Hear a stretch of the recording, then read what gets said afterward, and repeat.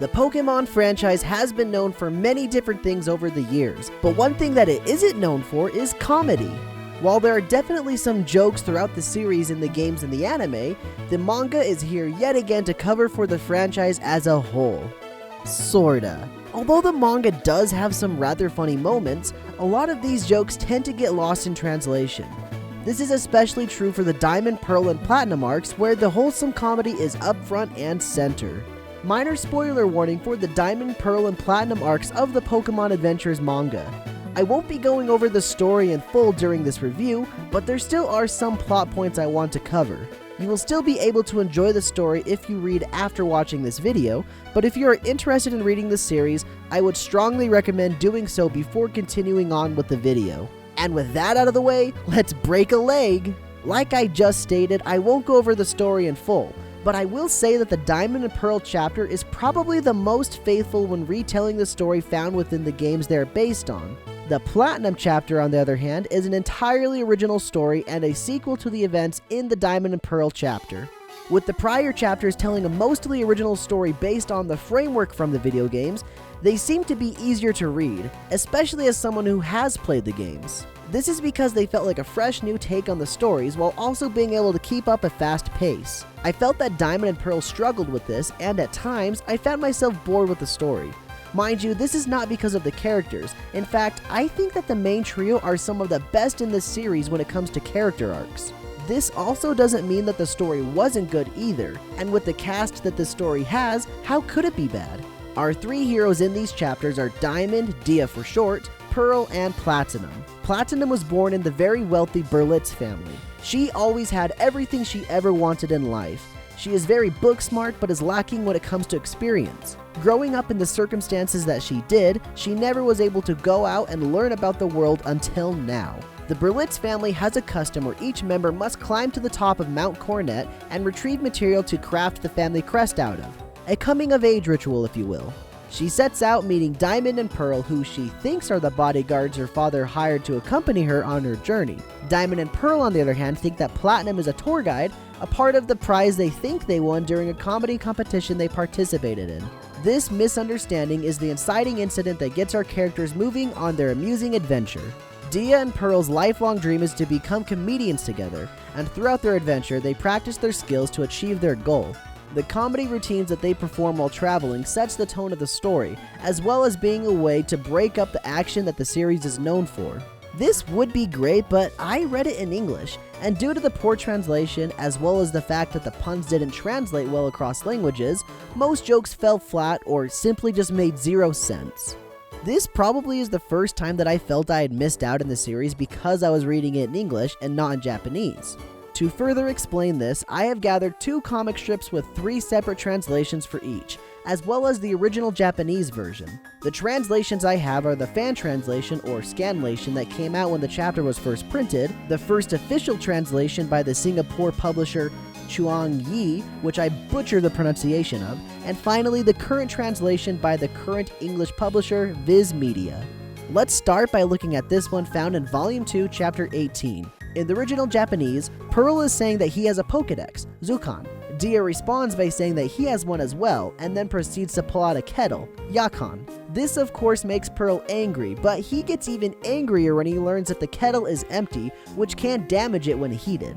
You can clearly see the pun with the Japanese words for Pokedex and kettle, Zukan and Yakan, and knowing how popular tea is in Japan, the latter part of the joke hits closer to the culture than it would in many others. Speaking of, let's now compare how this joke lands in the English translations. First up is the scanlation. Feel free to pause and read the comics as they come up. In this version, they opted to use the wordplay between kettle and the Pokemon Weedle. Not the best pun, but when you know that another way of saying kettle in Japanese is Ketaru, and Weedle's name in Japanese is Bitaru, you can appreciate the work that went into the translation. The latter half of the joke falls on its face, but at least there was some good thought into this translation. Next up is the first official English translation. I actually like this one. It's not perfect, but it's sorta enjoyable. This version is interesting because they used the original pun of the Pokedex and the kettle, but took the creative liberty of adding a bit more for it to make sense. It's a bit of a long shot, but you can't argue that it kinda does work. Lastly is the current Viz Media translation, and oh boy is it something. In this version, they took out anything related to Pokemon in the joke, which isn't bad, but it loses some of its charm as a result. For this reason, it's my least favorite version. It feels like the translator saw that the joke had something to do with kettles and just wrote an entirely new joke with that in mind. Now, I won't go into the second comic for the sake of time, but if you are interested, feel free to pause the video and take a look at the panels along with my notes. Honestly, a lot of these comedic moments just didn't work for me. It might be because I read the Viz Media version, or maybe it's just because the jokes never fit my humor. However, there were still some that I really enjoyed, like when Candace referred to herself, Platinum, and Maylene as the not dressed appropriately for the weather girl trio, when they formed a makeshift temporary team, which was even more funny to me because Candace is the ice-type gym leader, or how Platinum gets seriously addicted to gambling at the game corner to the point that Dia and Pearl have to intervene. Moments like these, and even the comically not funny moments, were actually a great way that the story was able to catch you off guard when things would get a little bit more serious. In fact, they made the emotional and more sincere story points hit so much harder. Each of our main three are able to reflect on themselves and use that time to really change for the better.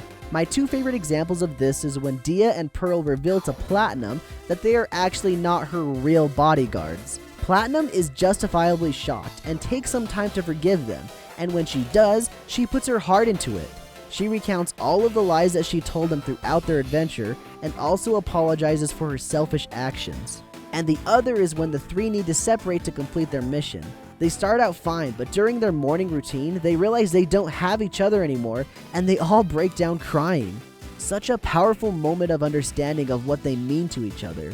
The trio's relationship becomes stronger, and this is really what drove the chapter as a whole for me. You get to see three individuals settle their differences and work together to become their best selves. That's been a constant in the series, and it's hard to put into words the emotions that come when you see how these characters can lift each other up from some of their lowest lows. While Diamond may be a bit happy-go-lucky, he is very empathetic. Pearl might get a bit bossy, but he's always determined to do what's right. And while Platinum is lacking in experience, she still has a wealth of knowledge. Apart, they can do a little, but together, there's nothing that these goofballs can't stand up to. Thank you all for watching our video on the Pokemon Adventures Diamond, Pearl, and Platinum chapters. It's been a blast to work on this series of videos, and if you have enjoyed, share them with someone who might also like them. Leave a like and subscribe to the channel for future updates in the series. Next up is either the remake chapters or the Black and White series. I'm still undecided.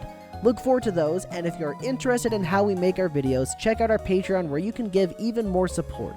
Thanks again, and as always, keep it rad.